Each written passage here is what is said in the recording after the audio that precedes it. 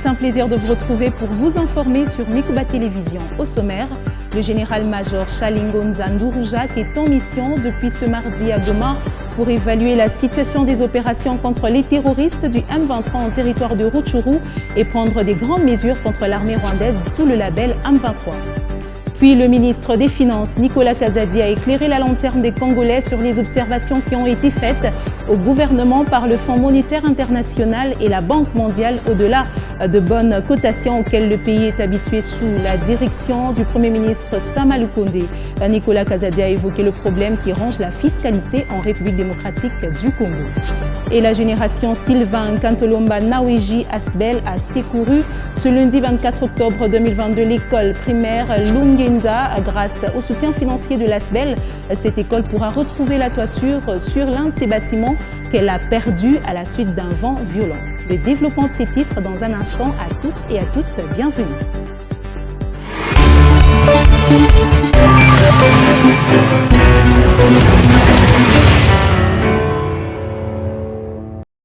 Ouvrons ce journal par le ministre Patrick Mouyaya qui a rappelé en luminaire de cet exercice de redevabilité combien il a été choqué de voir dans les médias circuler un audio des militaires sur le théâtre des opérations. Ce son, fait-il savoir, a été relayé par un journaliste de la presse internationale dont le ministre s'est abstenu de citer le nom. Mouyaya appelle les journalistes à éviter de faire le jeu de l'ennemi. En tant que gouvernement, la ligne qui est la nôtre, nous ne pouvons pas venir communiquer si nous n'avons pas pu recouper toutes les informations parce que les informations sur terrain ne peuvent évoluer.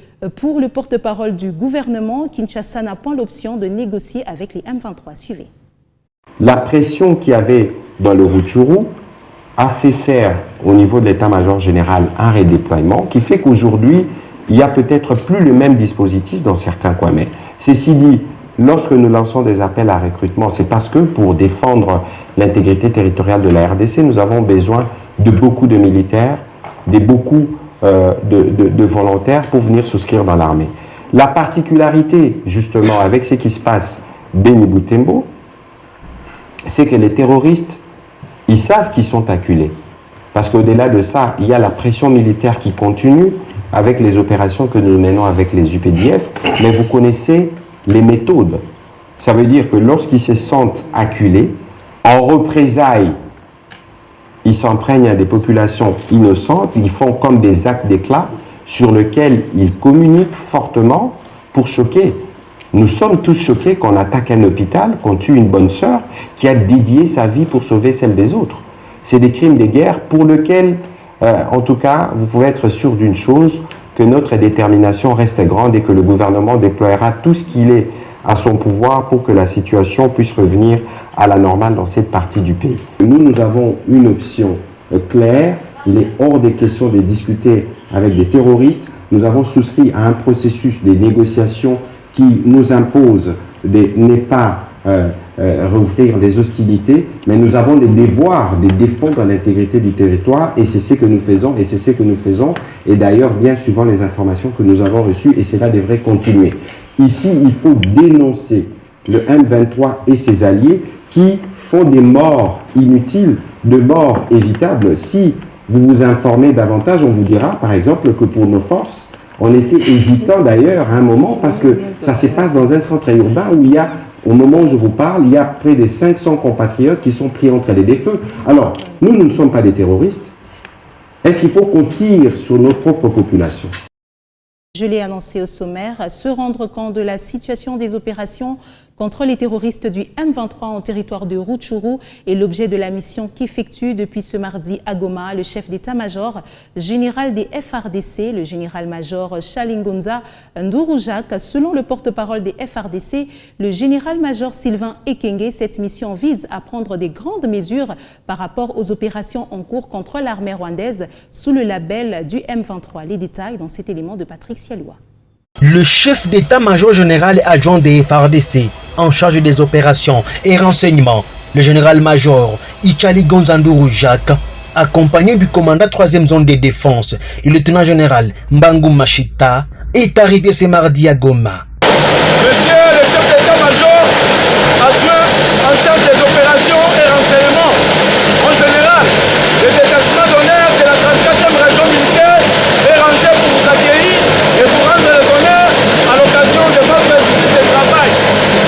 après les honneurs militaires.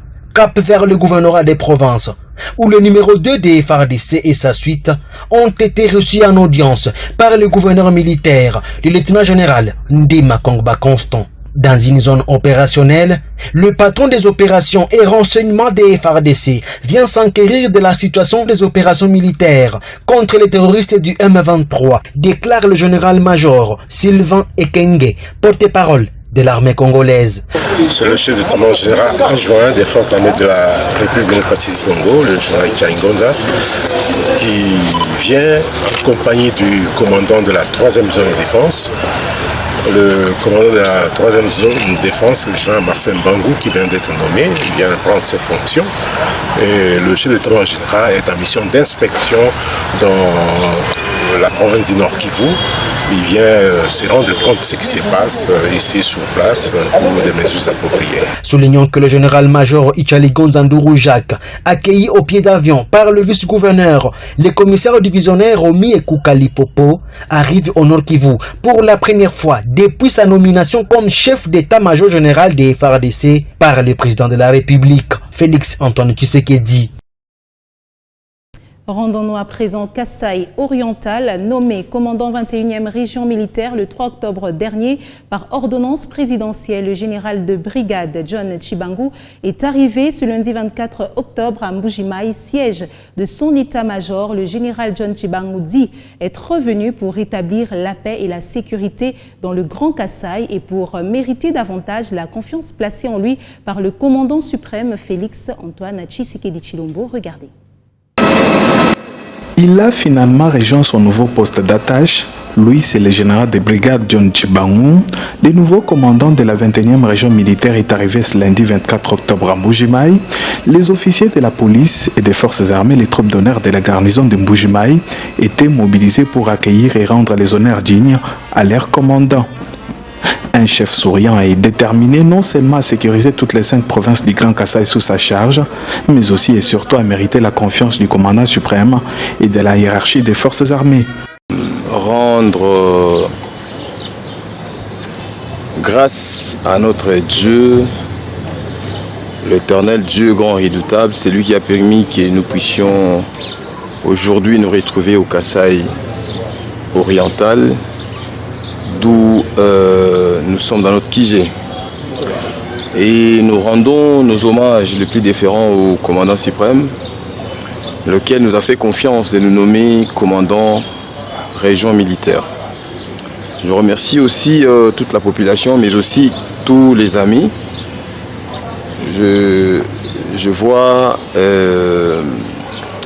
les unités de la police, de l'armée, qui se sont mobilisés pour nous rendre un si bel accueil. Nous n'avons pas beaucoup de choses à faire. Nous voulons, je vais vous dire que nous venons renforcer les efforts déjà faits par mon prédécesseur, mais aussi avec l'équipe qui est sur place. À la population, non seulement du Kasaï oriental, mais aussi de toutes les provinces qui sont sous notre commandement, nous disons que nous venons ici pour travailler, pour ramener la paix, pour les sécuriser. Je peux dire que nous sommes là pour eux et nous allons travailler pour le bien-être de la population. Et le message Premier général des brigades, puis nommé commandant 21e région militaire par ordonnance présidentielle du 3 octobre dernier, le général John Chibangu va officiellement prendre ses fonctions dans les heures qui suivent à l'état-major commandement de sa région au camp militaire Nsele. Toujours dans l'actualité, le ministre des Finances, Nicolas Kazadi, a éclairé la lanterne des Congolais sur les observations qui ont été faites au gouvernement par le Fonds monétaire international et la Banque mondiale au-delà de bonnes cotations auxquelles le pays est habitué sous la direction du Premier ministre Sama Lukonde. L'Argentier national explique que les assemblées annuelles FMI, BM sont une occasion de discuter à la fois des problèmes mondiaux à caractère économique et financier et aussi parler des problèmes qui concernent la RDC, soit avec les institutions elles-mêmes, soit en bilatéral avec le gouvernement américain. Le ministre des Finances, Nicolas Kazadi, a évoqué le problème qui ronge la fiscalité en République démocratique du Congo. Suivez. C'est une mesure difficile que nous avons prise parce qu'il fallait faire face à l'urgence. L'urgence, c'est quoi? Malheureusement, parce que nous ne travaillons pas assez, nous importons 80% de ce que nous consommons, surtout pour nous qui habitons dans les villes. Parce que dans les villages, ils se débrouillent avec ce qu'ils ont. Et donc, puisque nous importons, dès que les données changent à l'extérieur ou au niveau de production, on a l'impact directement sur nous. Et nous étions obligés de prendre cette mesure sur certains produits pour calmer le jeu. La même chose pour le secteur du ciment. Le secteur du ciment était en train de connaître de sérieuses difficultés.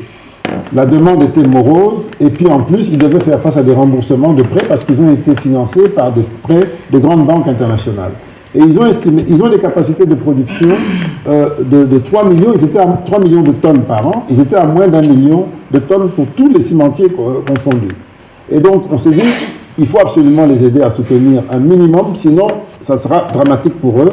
Et donc, nous avons reçu même les banquiers à qui ils doivent de l'argent, qui se posaient des questions, mais comment on fait pour sortir de cette affaire? Nous devons travailler sur notre système financier, le rendre plus fluide, etc.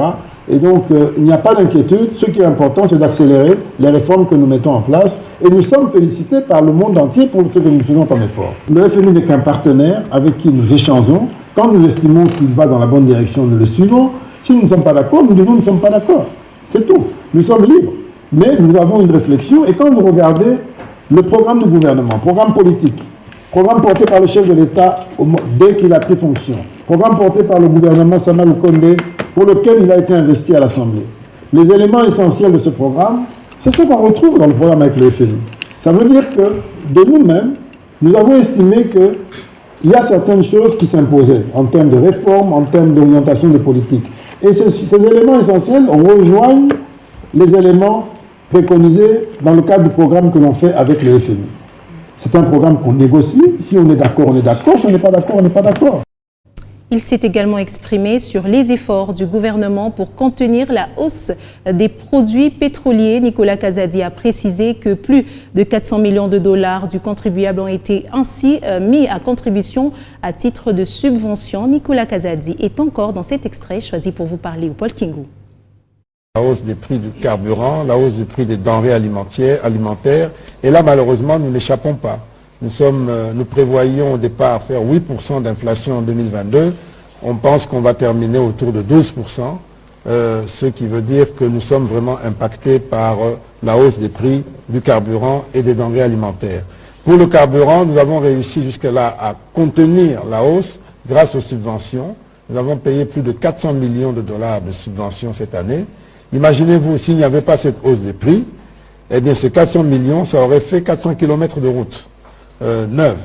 Mais on a dû mettre ça pour contenir le prix, la hausse des prix du carburant. Si payer cette subvention, eh bien le prix du carburant, ne serait-ce que pour la ville de Kinshasa, serait autour de 5 000 francs le litre. Voilà les efforts qui sont faits avec votre argent pour contenir la hausse des prix, pour protéger les plus vulnérables dans l'économie congolaise. Malheureusement, ce n'est pas toujours bien compris et perçu, mais c'est un effort énorme, près de 400 millions, et nous allons continuer de payer encore jusqu'à la fin de l'année. Donc, autre chose dans l'actualité, près d'une semaine passée avec sa base dans sa circonscription électorale, le ministre des Sports et Loisirs, Serge Condé, a conclu son séjour de fort belle manière en visitant différents hôpitaux de Sakania. Un reportage de la cellule de communication des Sports et Loisirs. Clôturons son séjour dans son Sakania natal après une bonne semaine de travail et de contact avec sa base naturelle. Le ministre national des Sports et Loisirs, Serge Condé, a mis à profit la journée du vendredi 21 octobre dernier par la visite du secteur médical de son territoire. Et c'est par l'hôpital général de référence de Sakania que Serge Condé, accompagné de son épouse, a démarré sa ronde partant de la salle des accidentés et autres malades où il ne s'est pas empêché de payer les soins de tous les malades avant de chuter par la maternité de cet hôpital qu'il a vu naître. Là encore, l'élu de Sakania a réglé les factures de toutes les femmes qui se sont accouchées. Après l'hôpital général de référence de Sakania, c'était le tour des centres de santé de référence Marie Auxiliatrice où Serge Condé et son épouse ont été chaleureusement accueillis par le médecin général, le docteur Olivier Ndengue.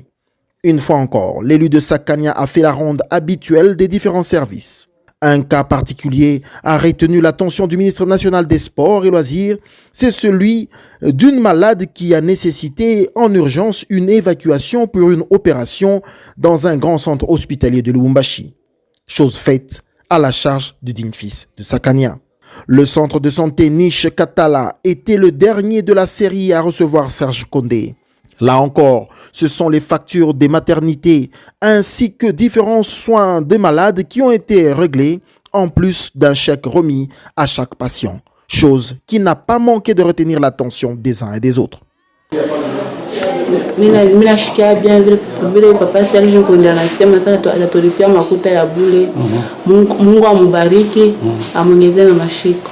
Mina mshukuru Mungu, amupatie masiku za mingi, aendelee kabisa mkazi. Mungu amushindie tu atudina vya kumrudishia. Signalons enfin qu'à dater du vendredi 21 octobre dernier jusqu'à la fin de cette année 2022, les accouchements sont pris en charge par l'élu double brassard de Sakania ainsi que son épouse, comme cela est de coutume depuis une dizaine d'années maintenant. Ça s'appelle tout simplement avoir un grand cœur.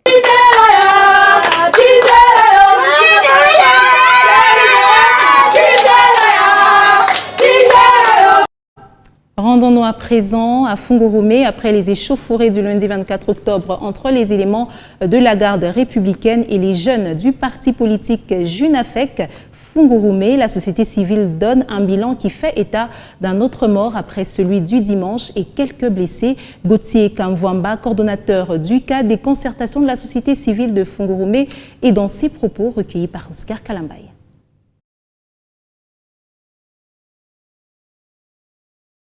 Il y a eu augmentation des notre morts à part celui de dimanche, toujours de la Junafec, d'une trentaine révolue, répondant au nom de Kalanda. Il a été tiré parce que les jeunes de la Junafec, constitués en groupe de pression, étaient en train de faire le forcing pour entrer dans l'enceinte de la police.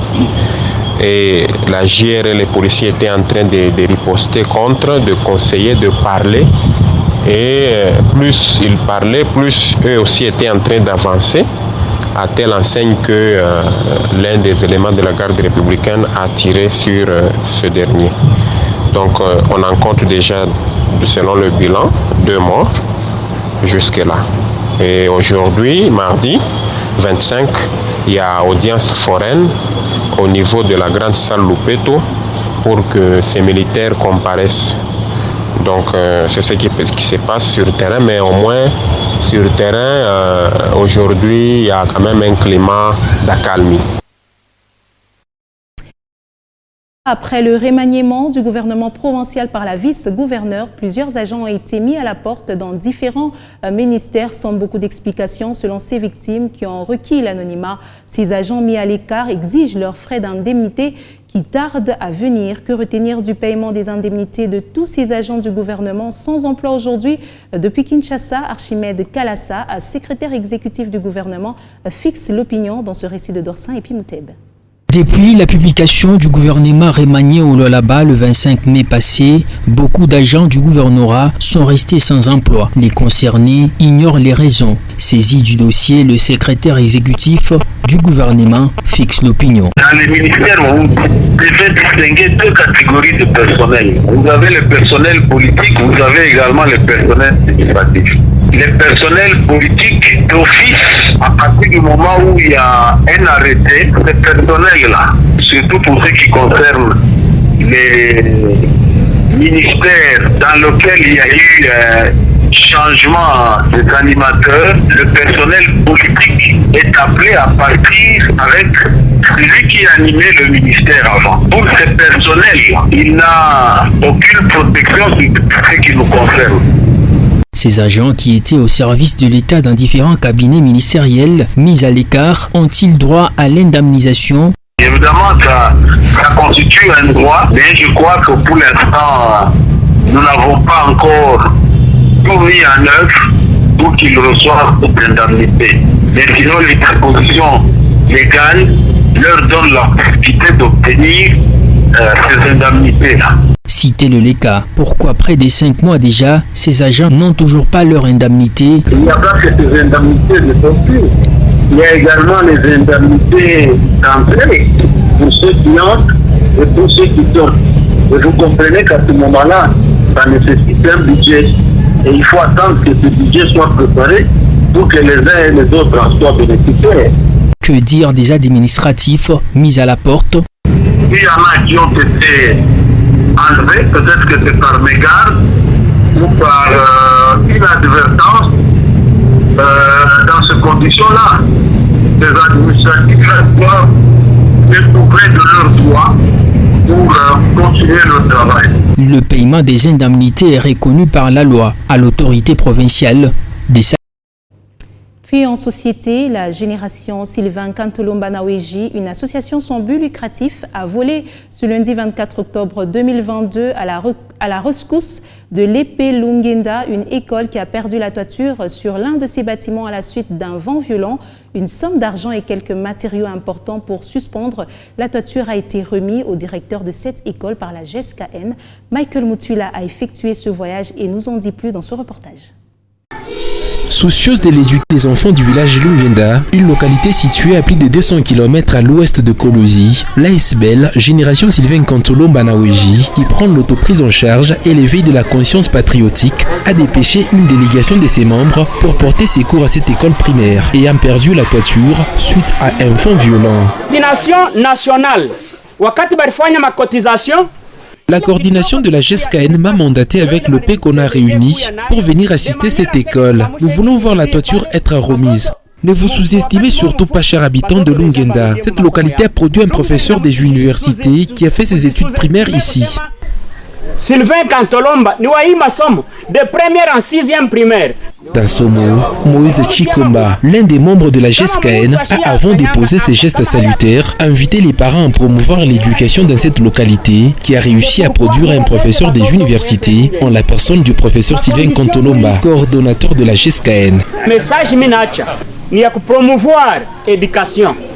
Je vous demande, chers parents, de soutenir l'éducation de nos enfants. Même si vous allez déménager, laissez-leur la latitude de poursuivre les études ici.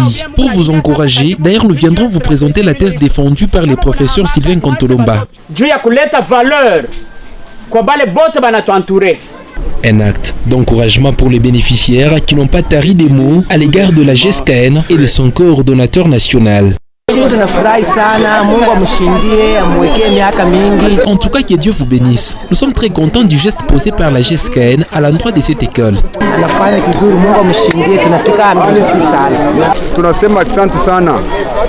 Il était lui, on ne devrait pas s'en sortir. Merci beaucoup. Nous remercions sincèrement la GESCAN pour tout ce qu'elle venait de faire pour nous. Mais que cela ne soit pas la fin. Nous voulons une œuvre continue. Motivés par cette action caritative, les parents et quelques fils de ces villages se sont mobilisés à la demande de la GESCAN pour recouvrir la toiture à ces bâtiments. Et dans la foulée des actions menées, quelques femmes malades internées dans une structure sanitaire ont vu leurs factures être payées par la GESCAN. Notons que les difficultés ne sont pas à énumérer dans ces villages, c'est notamment celles liées au manque d'infrastructures scolaires et sanitaires adéquates. Le service d'éducation civique, patriotique et action sociale des forces armées de la République démocratique du Congo, direction provinciale du Lualaba, a reçu à son bureau les élèves du complexe scolaire Ewabora Institut Touayaï ce mardi 25 octobre 2022 en classe promenade. 6 apprenants de 3, 4 et 5e technique sociale ont appris de ce service de l'armée les notions de base et la relation civilo-militaire. Jonda Ilemanda pour ce reportage. Ces apprenants de l'Institut Touayaï dans l'option technique sociale ont été reçus par les colonels diplômés d'état-major Moutete Mutunda Jim, commandant de 123e direction Sekas Lualaba. Accompagnés de leur encadreur, ces élèves ont appris les objectifs de ce service militaire. Nous faisons tout parce que le militaire aussi, c'est un citoyen. Et ce citoyen-là doit être modèle. Le civisme, il doit avoir cette mentalité ou comportement de respecter tout ce qui est à sa portée. Plusieurs autres exposés ont été faits par le chef des bureaux SECAS. La justice populaire ou la vindicte populaire, c'est strictement interdit, n'est-ce pas? Le grand patron de la province du Lualaba a beaucoup parlé sur le patriotisme. Est-ce que je mens? Non. Qu'est-ce qu'il a dit? Le patriotisme, il faut c'est quoi? L'amour du pays.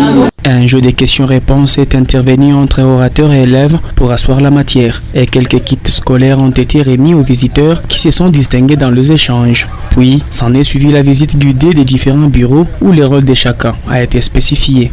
Et juste à la fin, les élèves de l'Institut Toyayi, à travers l'un d'eux, ont remercié le colonel Mutiteki Mutunda Jim pour son accueil et lui ont par la suite remis un cadeau d'un portrait. Disons vraiment merci d'avoir accepté notre demande de visite et de nous encadrer durant cette dernière.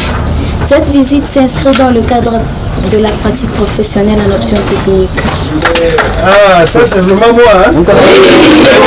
Merci beaucoup. Ému de joie, le commandant de sa 23e direction SECAS Lualaba n'a pas caché ses sentiments. Et au nom de tout mon état-major, je vous remercie de votre passage ici. C'est par une photo des familles que s'est clôturée la rencontre. Avant de finir, parlons des technologies actuelles qui se développent de façon extrêmement rapide avec le soutien de nombreux chercheurs. La rédaction de Mikuba Télévision a rencontré Gustave Ilunga, un passionné de la programmation. Ce dernier a innové dans ce domaine en matérialisant 3 de ses projets fruits de sa recherche, notamment le robot roulage. Découvrez cet étudiant et les œuvres dans cet élément de reportage. C'est animé de passion que Gustave Ilunga a pu concrétiser 3 de ses projets, entre autres le Souritor, un dispositif de sécurité des bâtiments, ainsi qu'une version améliorée du robot roulage, a-t-il expliqué. Je suis motivé parce que ceci, pour moi, je dirais que c'est de l'instinct. Depuis que je suis trop petit, j'aimais beaucoup plus faire des histoires pareilles. C'est juste le déterminisme et le courage. La technologie a aussi certaines imperfections, que nous autres aussi, nous aurons comme objectif principal, bien évidemment, de pallier à ces petits problèmes. Voilà pourquoi je suis passé par l'innovation de ce robot. Premièrement, il peut faire passer les messages. Pas seulement faire passer les messages, il donne aussi la météo. Pas seulement donner la météo, il sait quand il fait jour, quand il fait nuit. Et quand il fait jour, il éteint ses lampes. Quand il fait nuit, il allume toutes ses lampes. Évoluer avec les moyens de bord ne lui permettent pas toujours d'exprimer efficacement son talent, a-t-il renchéri. Nous sommes dans un système LMD basé sur la recherche, mais on s'est rendu compte que nous ne sommes pas accompagnés dans cette recherche. Alors c'est nous-mêmes les étudiants qui faisons de notre mieux de façon que nous puissions pallier à certains problèmes matériels. Parce que la recherche n'est pas seulement théorique. Une bonne recherche est matérielle. Or, à ce qui concerne notre point, les étudiants ici dans l'étendue nationale, nous ne sommes pas accompagnés avec les matériels. Et tous les matériels possibles, les robots seraient capables de détecter les fraudes. Ça veut dire si vous passez et que ce n'est pas votre tour de passer, il va prendre votre carte d'immatriculation et puis il va envoyer ça dans les serveurs de la police. En croire ce chercheur, nombreux sont des projets bénéfiques pour le pays dans son carquois, qui n'ont besoin que d'accompagnement pour leur matérialisation. C'est sur cette note d'innovation dans le secteur des nouvelles technologies que se clôture cette grande édition du journal. Mesdames, Messieurs, merci à vous de l'avoir suivi. Quant à moi, je vous dis au revoir.